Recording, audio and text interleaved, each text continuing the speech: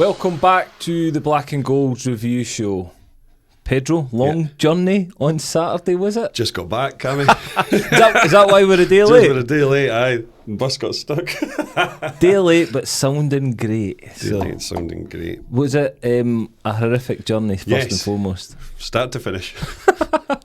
Oh, it's fucking bollocks, like. Time did you talk us through it? Time did you actually leave Annan? So, left Annan for the leaving time was 1:45, so we were 1:45 when we left. We left 5 minutes early, so it was maybe 22. So, picked lads up at Lockerbie, Moffat, and then up to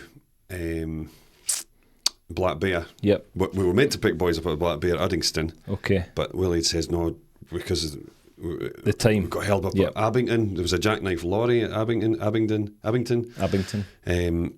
So by the time we got going again, the road was white because there was no traffic moving. It was just, then it was slow up to, I think, Lesmahago, and then we stopped for a bit, then up to Perth. So the Glasgow boys all drove up to Perth. Right, okay.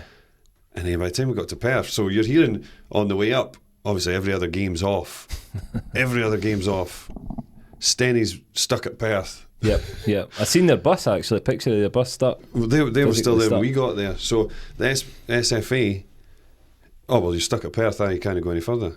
Mm-hmm. Right, but we're at Perth. We're on the way to Perth at this point, and they've put our kick-off back to 4 o'clock at this, and we're like, well, there's no way we're going to get there now, because the driver has to take a break as well for his tachograph or something. Yep. So, fucking aye. Logistical nightmare. Oh, it was bollocks, aye. So, what did Annan never try to push for the game? And again, obviously you want to play a game, but circumstances, as soon as you get stuck on the bus, you're starting to think, this isn't great, it's no great for the boys, it's no good preparation, boys are scrambling, and safety-wise. Yeah.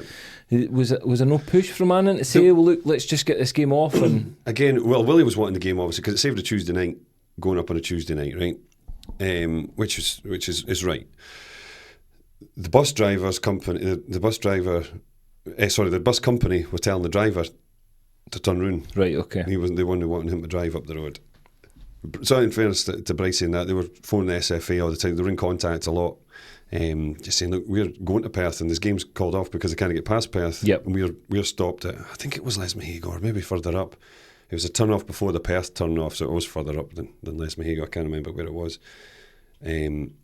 Moodiesburn turn off. Did I not? That's so that's just past Glasgow. There's a Moodiesburn turn off. Cumbernauld. And it was bad there. It was standstill for a long time. Well, that's where we were. Yeah. We were like this. So we were trying to get diverted off, and they're like, "Well, Montrose's pitch is fine. That's all we're bothered about." And like, but we've got to get there.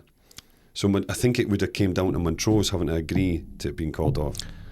That's really quite unfair. And to be fair, I would have been strong and been saying, look, by the way, you're putting players' safeties at jeopardy here to try and get a game on. The police are advising people not to travel. Yeah. So, and again, I'd be certainly relaying that to the SFA and saying, look, by the way, any player that gets in a car accident, it's on your head. It's your responsibility because you're making us travel. 100%.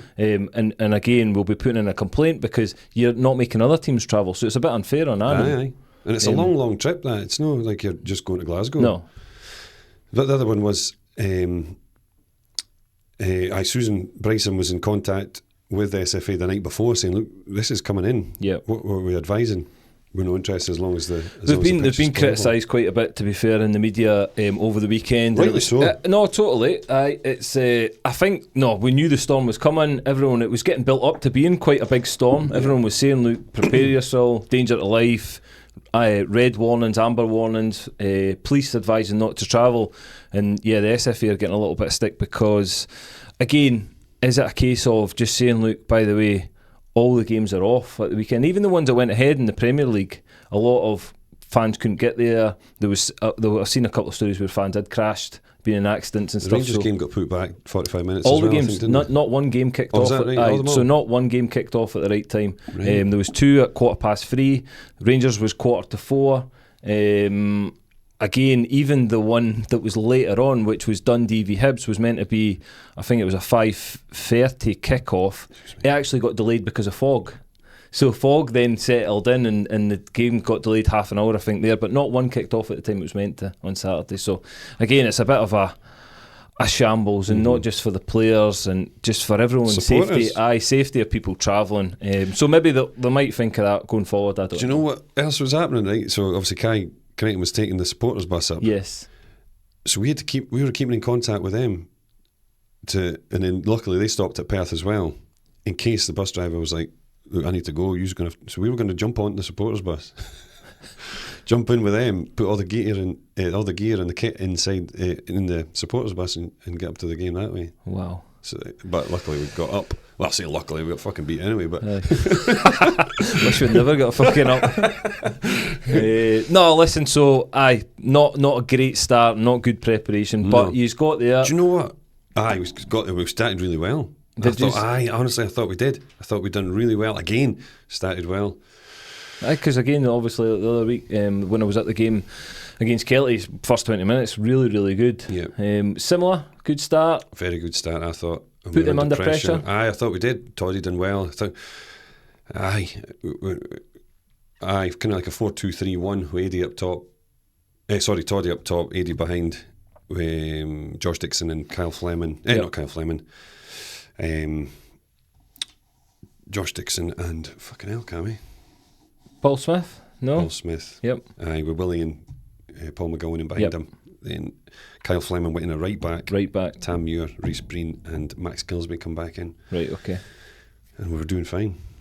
Then we conceded a goal. What was the goal like? I mean, they were saying that the floodlights was causing problems trying to win the ball and stuff like that. Well, the first half, but we just didn't. That's not really an excuse. The I floodlights didn't have been think we there dealt for with the first one, and then it snowballed on after that, and it just come back, and then it went out to their left, our right, come back in, good ball across the box, and defenders couldn't. You know that.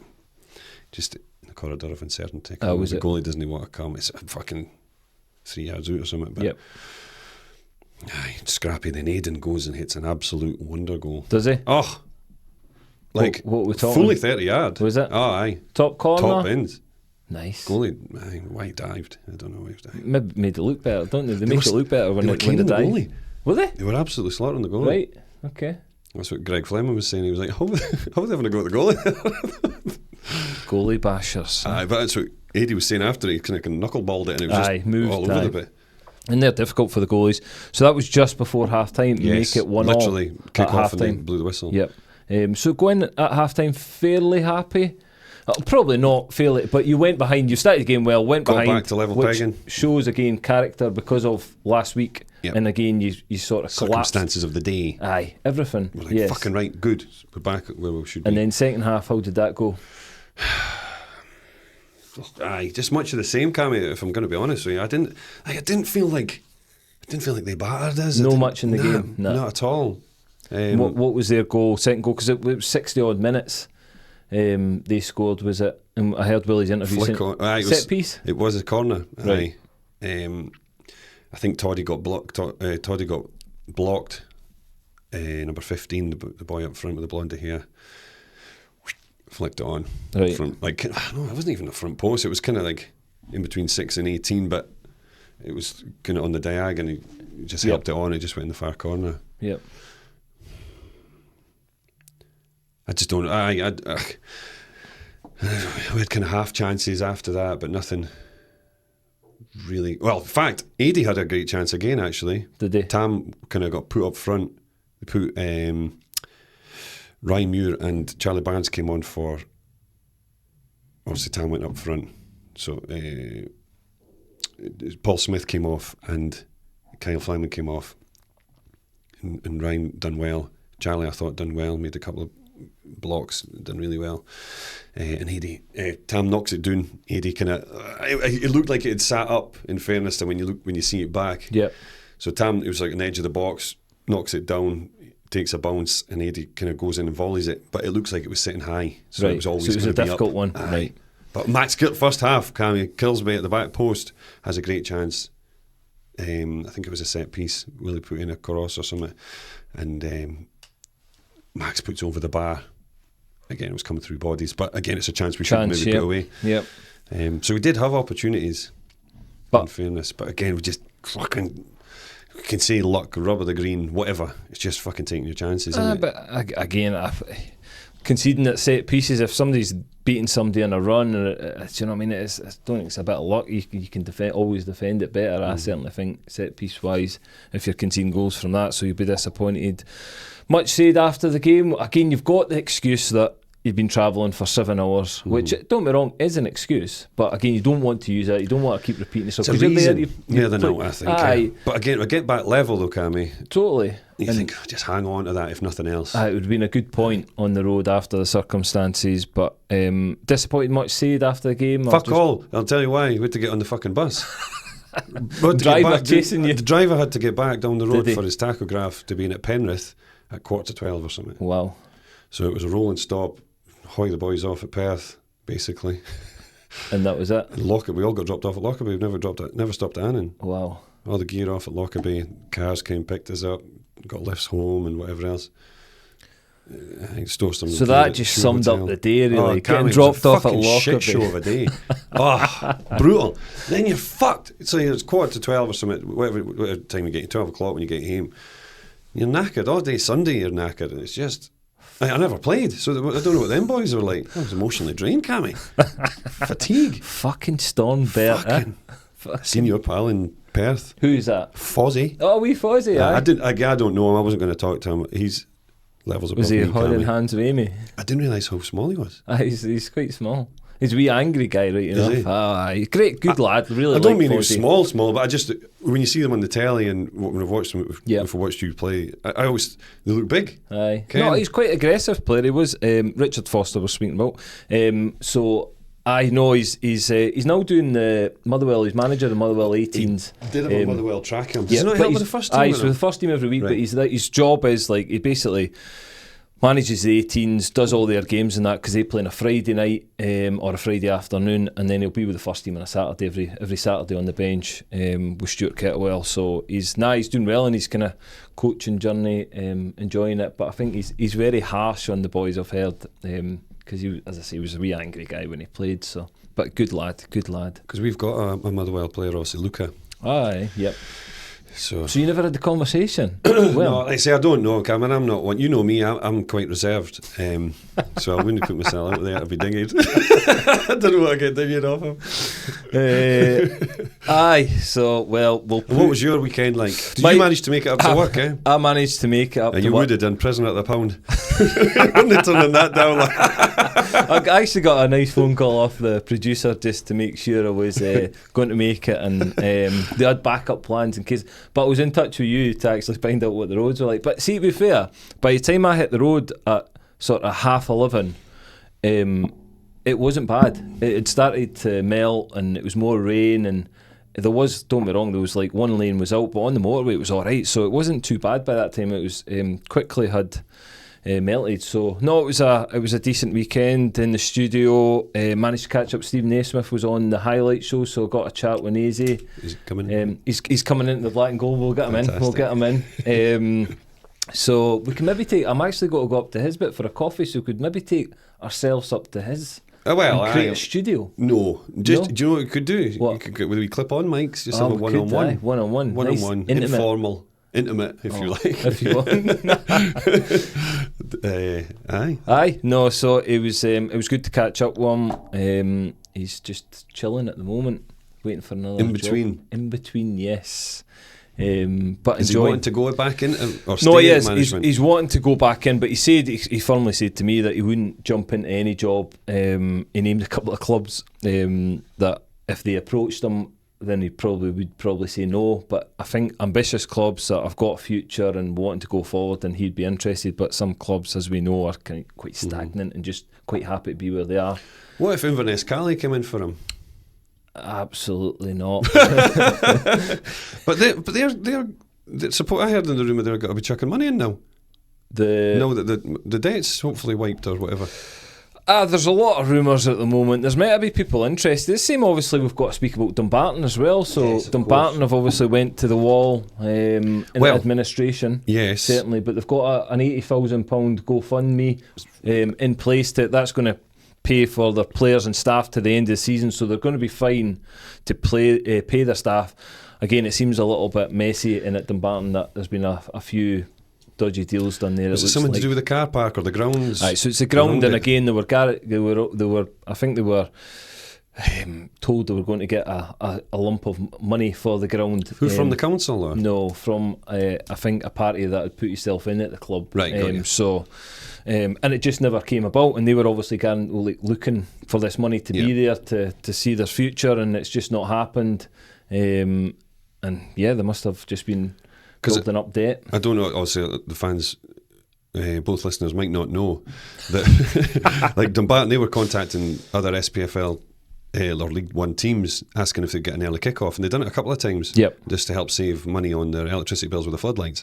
So they have took measures to try and I know it's tip of the iceberg stuff in it, but they were aware that this was happening. Yeah, and I think they've got, as I say, the fans have done brilliant. They've got behind them. They've started this GoFundMe. They had the guy actually was on Tam Cowan's show on BBC on Saturday. One of their fans groups chairman was on there, and he was, I think he might have been the guy that started the GoFundMe, and he was just talking about like disappointed the way the club's been kind of run, and false promises that have been there, and it's put them into this circumstance. But they've rallied around, and as I say, they've got 80 grand. I think their target was 50 to make sure they could pay their staff and the players, but they've managed to get to 80. So again, it just shows you that people in Scottish football, you don't want to see clubs going to the wall. But again, it's obviously playing a part to Annan. I seen the statement though, and it said, this was before the GoFundMe page got up to this point. Yep.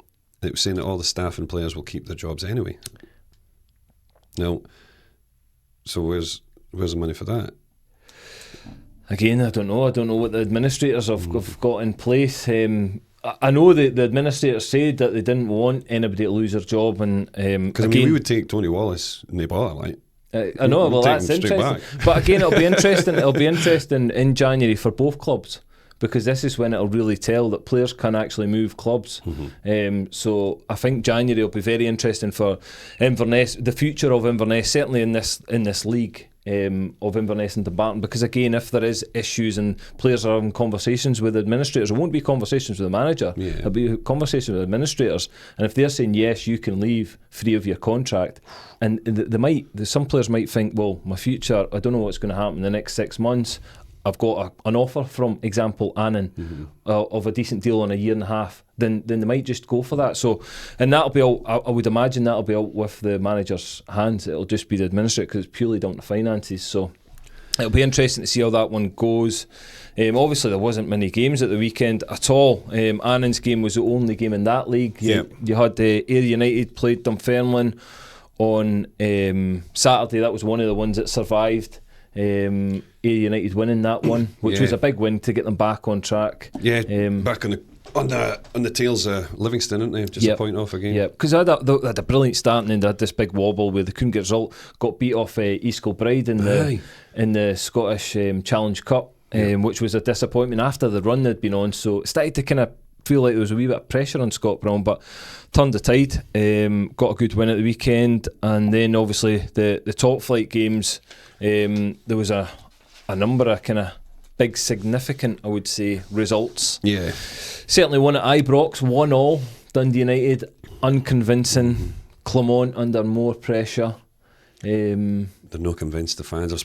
Say that the small amount of fans I've spoke to about it, they're not convinced of them at all. It's like, how long have we been saying the same stuff? It's the same stuff he's saying. Same story. All the time. And again, it's there's no difference on the pitch. They had 2 weeks there, and I know they would have players on international duty, but 2 weeks to get a game plan to beat Dundee United. And again, it was flat in the first half, really flat. Dundee United went 1-0 up, and then obviously Rangers got the goal back. But just again, Dundee United had a goalie, had a couple of good saves, but just didn't pepper the goalie enough, didn't put enough into the game to go and actually say 100% they should have won it. Maybe could have sneaked it, but just not good enough. And then, but again, for them, thankfully, St Mirren beat Aberdeen, first defeat of the season. Sorry, see you back on the Rangers. What was the talking point with the Tavernier dropping? Well, he's been dropped the last. Well, it's not his first time he's been sat on the bench. So I think that's there seems to be a pattern emerging that Clermont's obviously taken him out, but again, they've taken him out, they've no won the game. I said in the second half, they were a right back, right? So they were playing Sterling at right back, and I said in the second half They had loads of more of the ball. Dundee United basically sat in the second half. Rangers couldn't really create that much. They then had the best crosser and set piece player sitting on the bench. See, for the last 20 minutes, Rangers went 2 up top as well. So they put 2 direct strikers. Why are you not putting them on? Just put them on and go, say, deliver the ball in the box. Because they were getting the time wide, but they weren't getting the quality in. And again, it's one thing you can't dismiss of James Tavernier. His quality into the box is really, really good. So, do you think that says more now than I'm not putting them on? I just think it was poor tactical decision. Really, I would say it looks really poor on Philippe Clement. Again, you're looking for that goal. You're dominant in the game, but the quality's not there. You've got a guy who's got set pieces, even in open play, crosses into the box. You've got 2 strikers on the pitch. Why are you not putting them on? Like for 15 minutes? Again, give him the opportunity. So I just felt as if it was it might say yes that he thinks James Tavernier's out of the picture, but I think it says more about Clement and his poor tactical awareness of what's going on in the game. But then he's not got, for me, he's absolutely not got the time to do that. He needs to get victories, and he's under massive pressure. They've just appointed a new CEO, so it'll be interesting to see how that goes. Patrick Stewart, I think his name. Do you know him? No, he was at Manchester United, so he came from Manchester United. He got made interim CEO there for a bit when they've had the change of ownership and stuff, or certainly the change of leaders at the top. So it'll be interesting. He comes from a good background. He's a Scottish guy from Aberdeen, so. It'll be interesting to see how that one goes, but it's just not good enough on the pitch at the moment. They're miles off it, and that's a result of Ibrox. They can't even get a win. So but again, Aberdeen dropped points. 2-1 defeat. Sheepshaggers got beat. 2-1 defeat to St Mirren, which again is their first defeat of the season. There's a couple of 4-1s there, I know. Dundee done well against Hibs. I know they're toiling a wee bit, aren't they, Hibs? But Hibs game was interesting. It's a good win. It was interesting because they went 1-0 up after like a minute and a half. They scored. Started really well, and then 10 men. Obita sent off for again. It was a horrendous. Did you see his touch? No. Have you seen it? Nah. So it's just a throw, and he throws it. The guy throws it back to him. Goes to take a touch. He's on the halfway line. No pressure about him. But he takes a bad touch that's 3 or 4 yards in front of him. Know the feeling? With no pressure.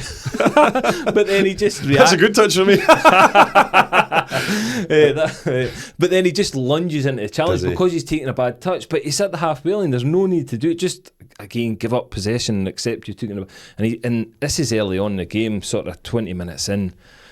Stamp on the foot, red card, and then it just went dramatically. Was it a downhill. red though? Definitely. Oh, 100%. There's no getting away from it. He can't even argue it. Red card, terrible decision. They lose 2 goals, and then just before half time, this just kind of sums. You can't really. Yes, David Gray's going to take the blame for it, but the goalie gets a pass back to him. Then opens his body up to take on his right, so takes his first touch, almost just passes it into the striker with a really bad touch again. Striker nicks off and scores. You can't legislate for these things that facing David Gray at the moment. Setting a team up, you get a guy sent off after 20 minutes for a terrible touch and poor decision to go into tackle, and your goalie's chucking one in just before half time to kill the game. Mental. So really hard for him. And then Celtic later on that night, it was an 8 o'clock kick-off on a Saturday night at Tynecastle against Hearts, 4-1 win. Quite convincing it. Aye, they were really good again. Second half, first half they were quite flat actually, and I thought, are they going to struggle? But second half just clicked into gear, and like they're so far ahead of everyone. It's incredible. 11-point gap now. To Aberdeen, obviously. To Rangers. Sorry. Yep. So again, if Rangers are looking at that, 11 points plus the goal difference, Celtic are plus 31, Rangers are 8. So that's another point. So it's 12-point gap. For me, that's it over. I really can't see that getting turned around. So yes, so that was basically all the weekends. That was the action. It was. We've got European games this week. Yes. So what are you saying? Celtic, Club Brugge, yes, aye. So at home, aye. Again with Celtic, opportunity for them. Aye, with Celtic being at home, I do fancy them. Club Brugge will be a decent side, decent outfit, but the way that Celtic are playing at the moment, I genuinely think it would have to be one of the big guns of European football that would disrupt them. Yes, they could lose the game, of course they can, because every team's quality in the competition, but these are the games that Celtic will definitely be looking at and thinking 3 points. and it's absolutely doable at this moment in time. Because Club Brugge will be probably coming thinking we'll take a draw just now because of the form that Celtic are in, the way they're playing. They're starting to kind of establish themselves at Champions League level as well with the victories they've had so far. So, yes. It'll be a good game. That's Wednesday night. That one. Thursday night we've got 2 games. We've got Rangers in action and Hearts in action as well. Rangers playing Nice away. Which will be a tough one. Tough ask, Cammy. Yeah, that's a tough one. That's an 8 o'clock kick-off. Again, though, probably the positives for the Rangers fans is that Rangers are actually okay in Europe and seem to adjust better and deal with life in European football better than domestically. I was talking to someone, do you think it's the more time they get slightly or what? Possibly, aye. Possibly. And I think certainly teams back home in Scotland know the situation, circumstances around Rangers at the moment. So a lot of teams are going after Rangers, making it hard for them. Dundee United at the weekend again were aggressive. They've got quality as well, Dundee United, don't get me wrong, but they played the game perfectly because Jim Goodwin said before the game he wanted to turn the crowd. He wanted to get the crowd to turn against them, and they've done that. They got the goal, but they also frustrated the fans before they got the goal. Put them under pressure, make mistakes. So massively, they got booed off at half time. So he'd done the right thing, but I think probably European teams actually give them a little bit more respect, and it allows Rangers, as you say, that wee bit more time on the ball. So that'll be a tough one. And then Hearts, they've got Cercle Bruges. Yes, I've seen Cercle Bruges twice actually. I've done commentary because they played Kilmarnock. Do you think they get the same qualifying? Get the same flight? Over as Club Brugge. Cercle Bruges. They're like obviously they're rivals. But Cercle Bruges are the smaller team. They were decent when they played Kelly, but they weren't. Did you play them like? Yeah. No, this season Kilmarnock played. So Kilmarnock played Cercle Bruges in the qualifying round of European football this season. I thought you meant like you'd played them. No. Sorry. No. Listen, I've only got one European game to my. Who was that against? Norsland. Oh, for Queens? Yes. I thought but you went to Europe with Killy, did you not play? No, I never went to Europe. Killy hadn't been in Europe for years. I thought when you won that, what cup was that? The League Cup? No, you don't get European football. Not back then. No, you didn't get European football with that, unfortunately. I thought you did. No. So, but they do now with that one. I think they do now. I'm not 100% sure. Well, you're the one with the stats. You get that, find that out. I will find out. I'll bring that back to you.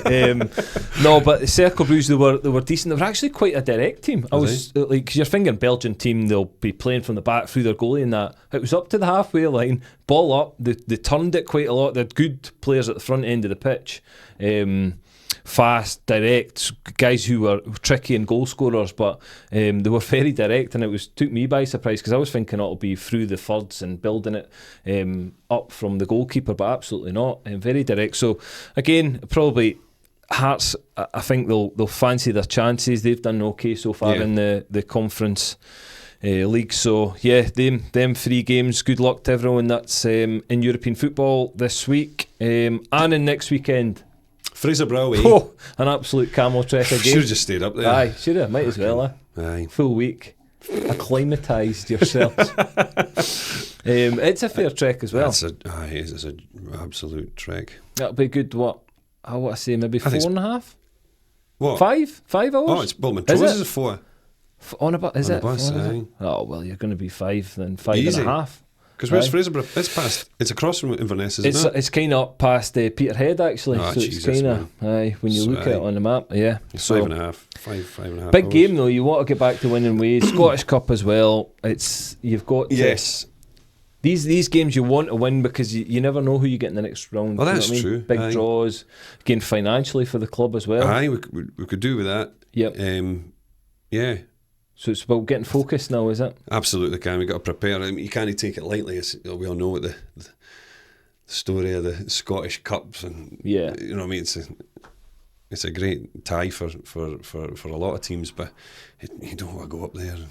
But again, they'll be ready for it. You've got to be ready for it. You can't go up there dreading it. So let's say luckily we're in a decent position compared to them, but. They say it counts for nothing if you don't want it on the day. Mm-hmm. So we just got to go in, set up right, go in aggressive, be positive, and hopefully get a couple of goals. I'd like to see us scoring freely, Ken, with an open play. So hopefully we can get back to a bit of that. So that'll be good. What's your kind of predictions? What are you thinking?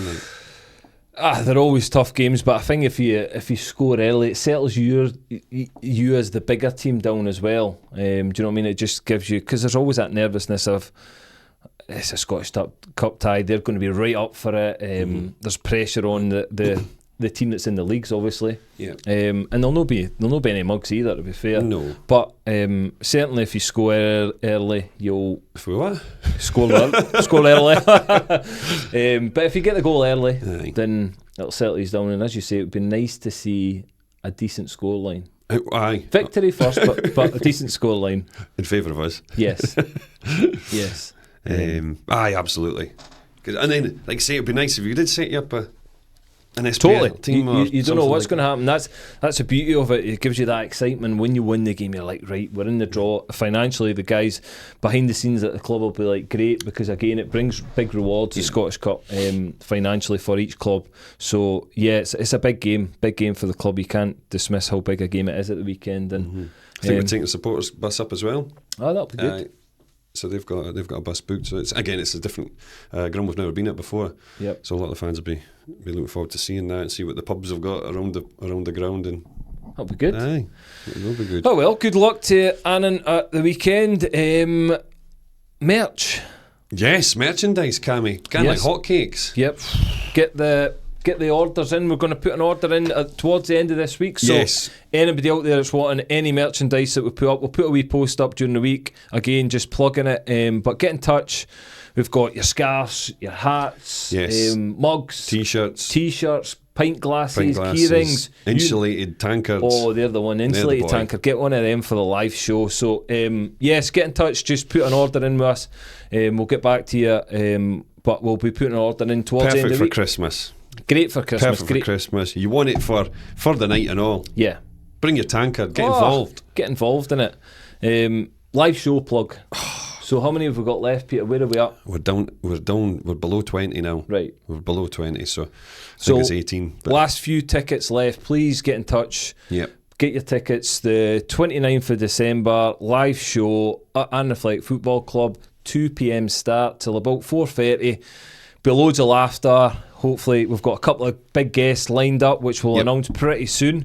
And it'll be a great afternoon. Loads of drink, loads of bevy, laughter, and just a great time round I about think Christmas. so. Yes, So- Carrie. Like I say, I was going to say family friendly, but it'll not be family friendly. No. But it's for, like say, ladies welcome as well. Oh, so absolutely. it's not just a man's thing, and it's not just about football. It's not just about Annan. It's just, you know what I mean. It'll be a good about experience. us. It's not just about Thank No. God. No, 15 quid a ticket, so get in touch with us and we'll get back to you. But we've got about just under 20 tickets left, Yes. so please be quick on that one. Harry's podcast Aye. was out on Friday. Well received, Yes. by all accounts. So far, so good. Anybody spoke to you about it? Aye, people on Saturday. Saturday there. At the game? Yeah, brilliant. Mostly guys can over 40. I'll be honest. Yep. But a lot of the younger ones are our age.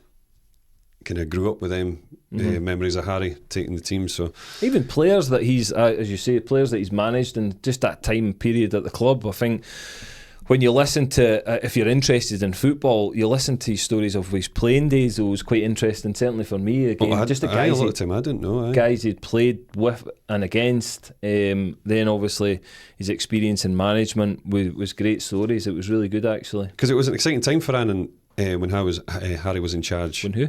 Howie.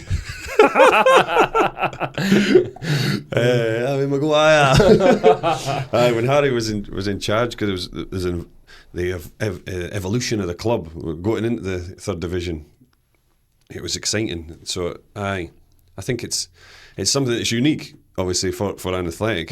Harry being the manager at that point.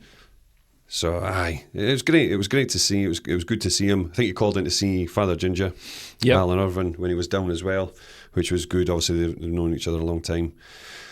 But it's good, really good. It was good to catch up. Like I said on the podcast, it was like having your father here. But because you always had that, obviously a bit of boundary, Good relationship. Very good relationship. Like I say, he was at our wedding. Great guy. No, he was a good guy. See, I didn't know him that well, but again, just speaking to him, you can tell he's a very nice guy. But as I said, brilliant footballing career that he's had. Amazed that he's not really involved in the game, especially when you come to that sort of retirement age. You have a lot of time on your hands, and you've got a lot of experiences to offer clubs. And I just kind of surprised he's maybe not, but maybe just the opportunities not came to him yet. So. No, and the point. What surprised me, he's actually got more hair now. I was maybe pulling it out watching us boys playing. Watching you playing. Okay. Oh shit, he did it again. You had to go on the nose here and run out of the stuff on the top. No, it was really good. So if you've not seen Harry Kearney's podcast yet, it's out on our YouTube channel. And when you're on there, please click that subscribe button and get us our followers up, because we want to try and bolster that as well. Oh, we want to get to 200. What we're on 172, 173, something so like that. let's try and get that up to 200. So if you're on YouTube, just click that subscribe button. All you need to do is be signed in with an email. You don't need it. It's all free. So get it clicked and get us boosting the numbers for us. For our vanity, more than anything. Totally. So that's about it. Peter, anything else to add? No, just really looking forward to the merch. We're going to get an order, like Cammy says, in for the end of this week, hopefully. So we're going to have a wee stockpile for putting out. On that, we might have something different for you out there as well. So we're thinking of an idea of something different for next week. So hopefully we'll bring you news to that towards the end of this week. It'll be really exciting. We obviously have our guests in every 2 weeks, but we're trying to mix it up a little bit and bring something. I didn't know where you were going with this. I did no Did you not? Nah, I had no clue. I thought you were on about the merchandise. So. No, we're talking about our shows. Yes. So we've got a slightly different twist to our show coming up. Say it, get it out there, and then build it up a wee bit. Go on then. Go on, say it. Go on. So we're looking to do a live podcast rather than a guest next Friday. Yep. We're looking to do on Friday night. We're looking to do an hour show, just again. And it's not the fact that we've run out of guests. No, absolutely not. No, not at all. Definitely not. We can definitely get boys if we want them. No, we can. But we're looking to do a live show. Just with it, we'll obviously be streaming it live. So again, we're going to have a beer, aren't we? Yeah, we're going to have a beer. We'll have interaction with the fans, so you'll be able to message in live to the show, give us a bit of stick, give us some questions. We'll have talking points. Yeah. It'll just be something different that we're trying to bring in. Very informal. Yes, it'll be a bit of a laugh. We'll maybe have a couple of different features for each other. I think so. So that's what we're planning, but more on that will come in the following days. So as I say, keep liking, sharing all our stuff on the Black and Gold podcast, and please subscribe to that button on the YouTube channel, and we'll see you all next time.